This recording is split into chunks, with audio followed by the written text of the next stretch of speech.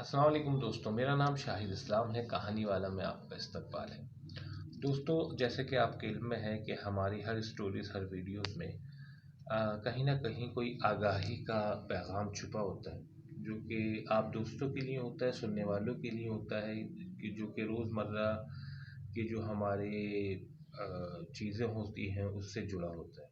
हमारा दोस्तों वीडियोस बनाने का मकसद यही है, जो भी स्टोरीज आपको सुनाई जाती हैं कि उससे हम कोई अच्छा मैसेज आप लोगों तक कन्वे कर सकें। This all we try to convey good message to our peoples for betterment for their lives.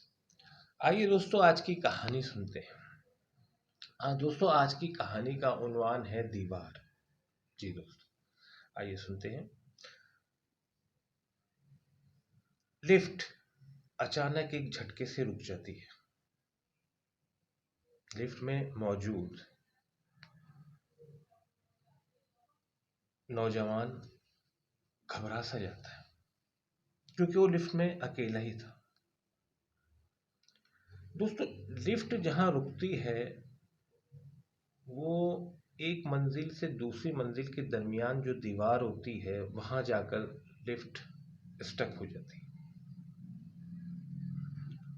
उस नौजवान को बड़ी तशवीश होती है जब वो देखता है कि एक कंक्रीट की दीवार उसके सामने आ गई है। उसके दिल में दूसरे पर ये ख्याल ज़रूर आता है कि लिफ्ट हो सकता है कोई तकनीकी वजूहात की बिना पर रुक गई हो, या हो सकता है पावर फेलियर हो गया हो।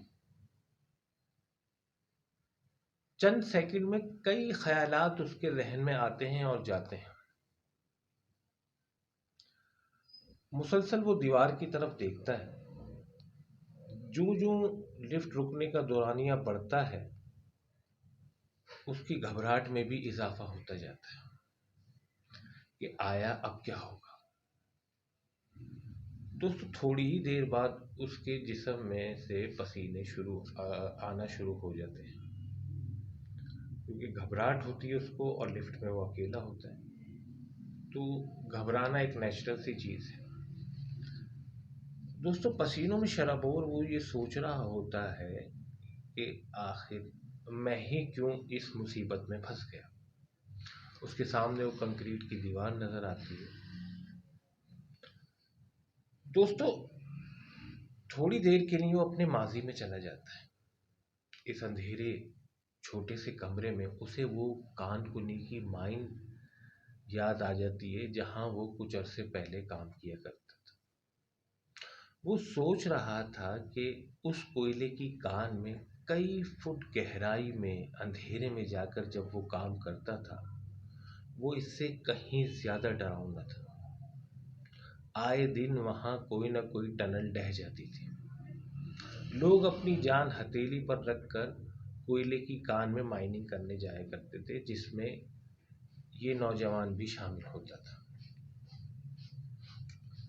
दोस्तों, ज़राए माश के लिए हर आदमी कहीं ना कहीं किस हद तक छू जाता है।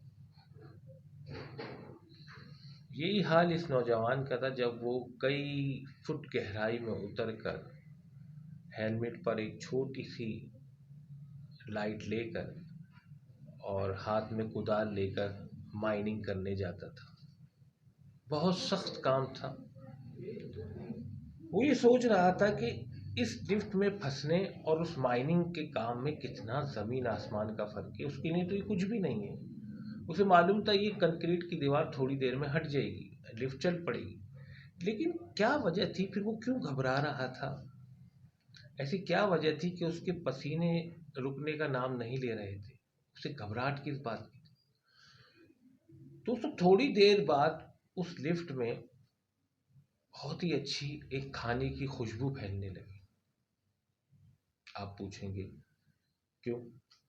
दोस्तों, उसके पीठ पर जो बड़ा सा बैग लटका हुआ था, उसमें पिज़्ज़े थे। दोस्तों, उसे कुछ अरसे पहले ही ये पिज़्ज़ा डिलीवरी बॉय की नौकरी मिली थी, जो उसके लिए किसी जन्नत से कम नहीं थी। जो वो माइनिंग करता था कानकनी में जाकर, और अब वो पिज़्ज़ा राइडर यहाँ बन गया था शहर में आकर। तो उसके लिए वाकई एक बहुत बड़ा खुशगवार चेंज था। कुछ मिनट की इस रुकावट में, जो कि लिफ्ट के फंसने की सूरत में उसे नजर आई थी, उसको कई सवाल उसके जहन में जन्म ले गए कि आया अगर ये थोड़ी देर लिफ्ट और ना चल पड़ी तो हो सकता है उसे नौकरी से हाथ धोना पड़े। वजह ये थी दोस्तों कि ऊपर की टॉप फ्लोर की जिस मंजिल पर वो पिज़्ज़ा डिलीवर करने जा रहा था, वहाँ वो लेट हो रहा था। किसी को ये नहीं मालूम था कि वो इस लिफ्ट में स्टक हो चुका है। ज़ाहिर लिफ्ट में स्टक होने की वजह से उसके मोबाइल सिग्नल्स भी काम नहीं कर रहे थे। दोस्तों इसी उधेड़-बुन में था कि अचानक लिफ्ट को एक झटका लगा और लिफ्ट दोबारा चलने लगी। दोस्तों उसकी दिल की धड़कन तेज हो रही थी जिस तरह लिफ्ट ऊपर बार बार ऊपर जा रही थी। बिलाखिर बिलाखिर दोस्तों वो मंजिल आ गई जहां वो जाना चाहता था। वो दरवाज़ा खोलकर फौरन ही अपने कस्टमर की तरफ जाता है और दरवाज़ा नॉक करता है, और उसी के साथ उसकी दिल की धड़कन भी बहुत तेज़ होती जा रही थी। अचानक दरवाज़ा खुलता और एक मोटा सा शख्स नमूदार होता है। बहुत ही चिड़चिड़े अंदाज में वो कहता है, ये वक्त है आने का, मैं कब से तुम्हारा इंतज़ार कर रहा हूँ। ये ऑर्डर मैं कैंसिल करता हूँ और तुम्हारी कंप्लेन में तुम्हारी कंपनी में करूँगा। तुम लोग जानबूझ के लेट करते हो, गप्पे मारते हो दोस्तों में, फिर ट्रैफिक का बहाना करते हो।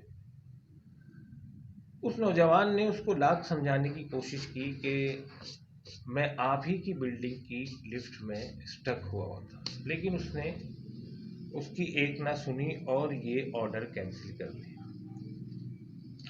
दोस्तों इस ऑर्डर के कैंसिल होते ही उसकी किस्मत की